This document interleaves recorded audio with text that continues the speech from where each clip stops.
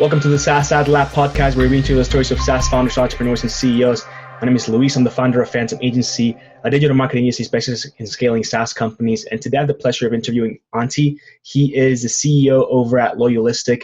Thank you so much for being on here today. It's a pleasure having you. And to get started, right, I know you're in Finland. It's late, but why don't you just dive into, how you got into the tech space? How did you get into software as a service, and what did that really look like? What kind of background do you have? It's a bit of a long story. It's over 20th year with this company, and we transitioned from consulting-based custom-built projects to SaaS and little by little towards more product-based, more marketing-based models with several pivots on the way. And now we are on the, let's say, on the final iteration. And that's something that I hear a lot, right? Specifically with like consultants or agencies.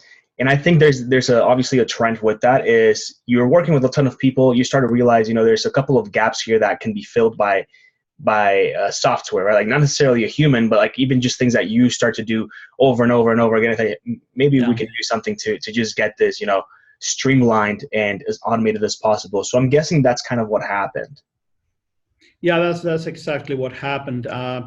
We started to transition to SaaS, let's say almost 10 years ago, but it took quite some time before we probably switched to the full SaaS something like 3 years ago only. So even though this has been a long transition, it's we kind of consider us 3 years old company at the moment.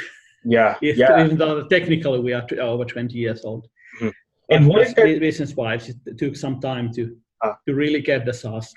That makes sense. And what did that transition look like, and what are the main differences in your opinion, right, from being a consultancy, a consulting firm, and then, not suddenly, right, like you said, it took you a lot of time definitely to bridge that gap from being a hands-on firm to actually becoming a software as a service. There's got to be a lot of things that change within that period of time.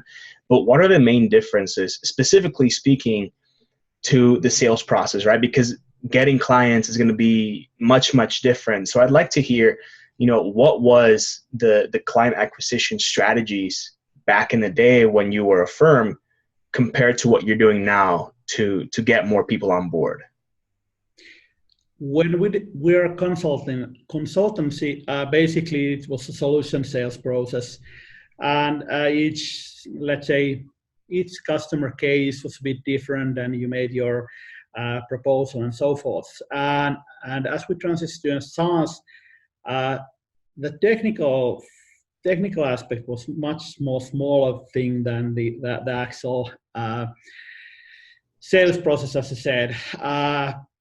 On the custom cases, you can adapt your offering to each customer quite easily. You can speak, let's say, even though you are basically selling productized offering, in a sense, you can still offer it differently to different customers. You can even say that it is a different thing if you like. But going to the model where you have something, you have your marketing material, you have the specifications and so forth, and you have to sell that one piece, and you cannot customize it. It takes a lot of time. It's difficult to find a market that's large enough to get some volume where you have similar cases coming inside your door, and not a little bit different cases where you have to adapt your offering each time a bit. This might be obviously it's a skewed kind of question, but what was easier, to sell something that was customized every single time, or trying to sell just, this is what it is, and if you get it, if you want it, you can get it. If you're not, then you're going to have to go somewhere else to find another solution. And with that question too, it comes the other, side of things where a lot of people in the software space, right, they'll go in building a product, but they'll iterate that version of the product to match whatever a specific customer might be asking for that period of time, because they are so, essentially they're so lightweight at that time when they're just starting off, that they have the ability to say, okay, well, we have, 5 customers. Let's go ahead and make that specific solution for this one. Yeah, the first iteration of our SaaS platform, one of our SaaS products at that time, was basically that you can easily customize it to different customers. So it was basically more like a platform or rather than a product. And with each iteration, every 2 years or so, we transition to a new kind of offering to new kind of customers where the onboarding gets easier and easier and easier. And we're still not fully there that we can remove the human touch out of the onboarding process, but we are quite close at the moment. And each time we have changed the market and the product and price point and so forth. So it's basically totally different product, totally different market. What was the market that you were going for initially? The first initial market was digital asset management. The second one was building portals, as we have done quite a few customer portals. And now we are in between. We had one for customer loyalty, and this one is basically marketing automations for small B2Bs. Mm-hmm. And how a lot of transition. Yeah, that's 3 completely different products. Totally different products, and the funny thing is that we still have customers in each of these, although we don't have any mention of the last products on our website or anywhere on our marketing material. And how does that work, right? Because now essentially, like, really you have 3 different, not companies, but you have 3 different types of products, right? You have the portals, you have the content management / marketing automation, and you have the other one. But does that mean that I would think that now you're not making updates or you're not making any changes to the first iteration. Yeah. And you're only you are right. You are right. We're basically milking out those products. So we try to minimize everything we do with those customers, and enjoy the monthly revenue as long as it comes with minimum investment. So basically, we maybe need to support them every few months or so. So it always takes some time to figure out what was the product, what we were thinking at that time. Yeah, I don't even remember what it was. That's funny. Yeah. So what is really, client acquisition look like? What are the main marketing activities right now that Loyalistic is spending time on, investing money in to bringing new users into the marketing automation platform? Let me answer it with a little bit of a twist. So we made one big mistake that most of the SaaS companies in Finland do, and that was to start with Finnish clients. And even though our aim is to go abroad or to go global, starting with local market has its consequences. And nowadays we're a bit stuck with the operations we are running here in Finland and starting the English language operation on side, and they are so different with each other. And it's kind of, let's put it that way, the situation with the Finnish market is that in a small market you have to be quite broad. You have to there's not many niches that are big enough. Not even to run, for example, a ad campaign for one keyword or something like that. So the volumes are not there, meaning that you are all over the place basically. And also in the smaller markets, you need to be quite close to the customer, and with the price point that you are trying to reach, which is quite low, it's really hard to get it financially viable. The customer acquisition cost is too high for the customer lifetime value, basically. Right. Because you are doing so many things, you are too close to the customer. You cannot get the messaging just right. You cannot build the funnels because you don't have a volume to handle. You don't have the traffic, right? Yeah, at least on the deeper side of the funnels, you kind of don't have volume to automate it, and you have to use manual labor there. And Mm-hmm. so at the moment, we are in a situation where we are upgrading the local market offering with some agency-based stuff to increase the annual customer value. And on the other hand, we are building online trading modules for the English language one, because the product is a bit too difficult to onboard. Online training. What exactly does the online training, comprise of? Basically about how to build a content-based marketing operation for a small B2B company. And how are you getting people to that training? We are at the moment building the training. So okay. Basically we are going to market it as people are selling online courses in general, and the product will be, let's say, an add-on, if you like, quite similar to what ClickFunnels is doing basically in their marketing. So they are selling the product as an add-on initially, and once you have consumed the training part, you basically end up being a subscription customer. Totally, 100%. What does the team look like over at Loyalistic? Is everyone remote? Do you have people working in the office there in Finland? What does that look like? We have a couple of guys working at the office, and basically we are using partners to scale up our operation, local partners, which we work in both ways, so to speak. We help their business, they help our business, but we don't need a huge team, as the product is quite ready. We don't have much problems in the product side. Can you elaborate a little bit on what you mean by partners? That you're talking about partners that are helping you with customer acquisition, or partners that are helping you with building the product further? The product is quite ready, so we usually let's start from that side. Most of the feature requests are coming internally, not from the customers. So we are pushing the product much farther than the customers are requiring. So that's not a bottleneck. On the other hand, we are working quite much with certain local agencies, scaling our operation here. So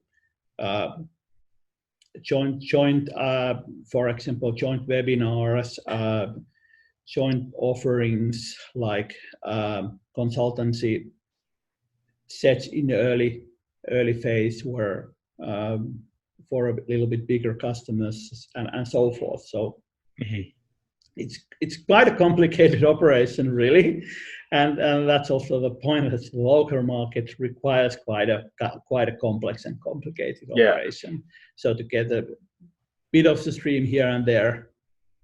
When it comes to the marketing of things, right? Like obviously marketing locally, like you said, it's very limited, right? You have not a lot of people in specific niches. So even if you want for that, essentially you would exhaust them, almost immediately. So like, what is the most important thing in your opinion, in order to really educate people, to get them into the funnels, to get them to understand what the product is?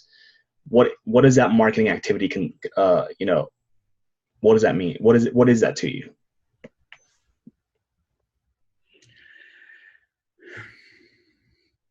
We have made our mistakes there, and if I start from that side, is that the first mistake we made is that our own marketing is so close to what we are teaching our customers to do that we sometimes mix them up and end up in a situation where we were using the tactics that our customers should be using, whereas our price point is 10x lower than our customers' price point, and that's actually what we have done in 2019. Basically, that we were marketing in a way that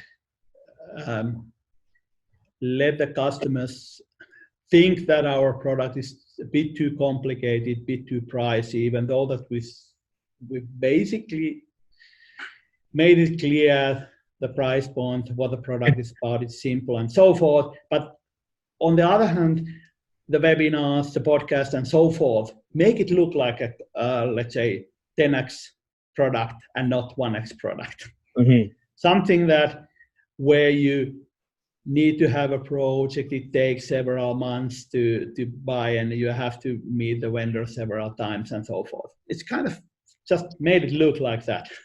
Yeah.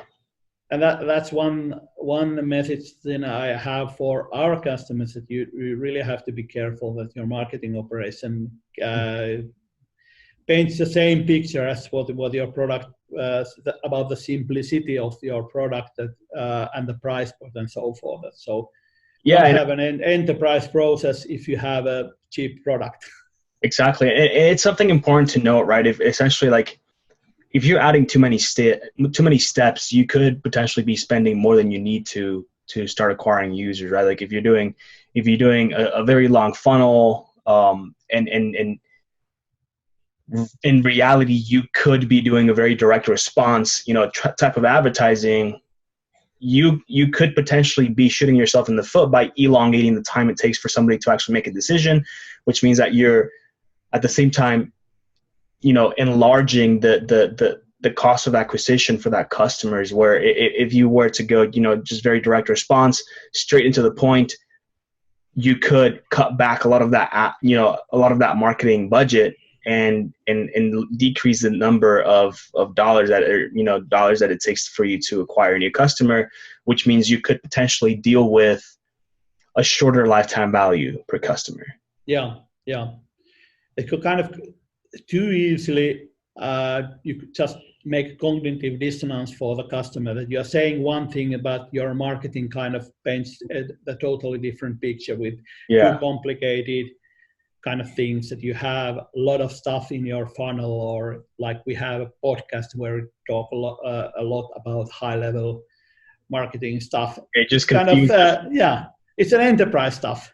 Whereas you're targeting SMEs, basically. Right. Exactly. You're teaching them best practice, whereas they need something very, let's say, very easy, very simple. It's gonna seem way too complicated for them, and it's like that's already, like you said, it's cognitive dissonance, right? And they're gonna want to essentially disassociate from whatever it is you're presenting, because again, it just seems way too complicated for them to even want to take part of that. Yeah. But I think that makes complete sense. Now, to kind of switch, the conversation here a little bit, I always like to talk about the more personal side of building, the company, building the team, being an entrepreneur overall, and really, understand a little bit more of what that's meant for you so far. But if you were to look back in time, say when you first started the consultancy, but when you first decided, hey, let's switch here and let's become a more product-based company, right? More a SaaS company. If you could tell yourself one thing to do differently, or if there's one thing that you learned from that transition and you can pass that on for somebody so that they can make better decisions, what would that be? I think the thing that I said earlier is that don't start with local customers, that especially if you are in a small local market country like Finland, 5.5 million people, meaning that quite easily you don't have large enough pockets of demand to build a marketing or product-led growth-based operation. And that probably would be the biggest takeaway for me, and also something that I quite much advocate to the people in the SaaS club that I'm running, that don't make this mistake. I have done it. It's just been done on the companies where I'm investor or a board member, and it's always a bad idea. You just have to do it in the other way around, even though It's always said that start from the local market, but it's okay if your local market is US. Hey, Right. you have 300 million people speaking one language, and not 5 million here and 8 million there and 10 million And there, and everybody speaking language. different language and different culture and so forth. So Europe is not one market; it's 35 different markets.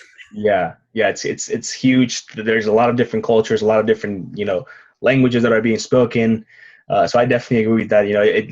And the thing is, the people that are saying start locally are probably the people in the U.S. So that's where that the wrong idea starts to become not so right anymore. But aside from that, obviously you've been through quite a few pivots with Loyalistically. So what is it that when do you know it's time to change? And it's a very hard question, right? Like it's hard because you don't know what's going to happen. Mm. But when do you know it's time to pivot? I think when you don't have a plan where you believe in. So kind of if you think about the figures, you think about how you are going to grow it and so forth, don't think you'll see the light outside of the tunnel. You kind of it doesn't add up. Yeah. In a sense, and you start to see that the customer acquisition costs are too high. You are not getting the volume. You are not finding a way out of there. You cannot raise the price. You don't seem to have an additional market to go after or a different use case or something like that. And it's kind of but lose the faith. But that could always be, I guess in my head, a pivot is, it's the most drastic change because you've tried everything. Whereas there are many other things that could have been done, right? For example, let's say that the first variation of the product didn't go well, and that was because of a local market, sort of limit there. Does it mean that you have to pivot, or does that mean that you have to go after a different market? If you have painted yourself in a corner, in a sense that if you start with a larger market in the first place, you probably have much more leeway to do stuff. Okay, you are probably burning more money, and your initial growth is probably slower before you kind of get everything running. But if you have started from the local market, it's kind of it doesn't make sense to continue this way, and you don't have the 2 years to start going after the global market because you probably are missing so many things. Your delivery model in a local market is probably a bit different, at least the onboarding, customer success, stuff like that. Yeah. You probably have training operations, stuff like that are local. Your sales process starts to have physical meeting-based exactly steps and so forth. Yeah, that's one of the things that I talked about in a previous podcast with another person, right? Is changing countries and changing markets. It doesn't only mean talking to different people, but you have to think of the culture, aspects of things. Because, for example, I'm from Mexico, right? And even though I haven't lived there, I only lived there for 10 years. Just knowing the people there, they're not going to be so happy, or not happy, but they're not going to be so fast to subscribe to something, because they like to like you said, they like to have those monthly meetings in person and stuff like that. So it's going to be a lot harder for a company to go and say, okay, let's go into this new market, because they have some different expectations. So it's always there's always those little things to think about that. Unless you're experiencing them, you're not going to know until you're there. Yes, and if you start with a local market or per market-based strategy, we basically have to have a ACV quite high. But if you work in where your ACV is like thousands of dollars or something like that, not several tens of thousands, you don't have much leeway. Mm-hmm. If you need to go to meet them or learn the local, adjust your model to the local market, it's quite hard to do if your ACV is, let's say, only 20,000. Yeah. Or 2,000 or 1,000, like in our case. Yeah. There's definitely some things to think about with those, different scenarios. If you could do one thing for Loyalistic right this moment, what would that be?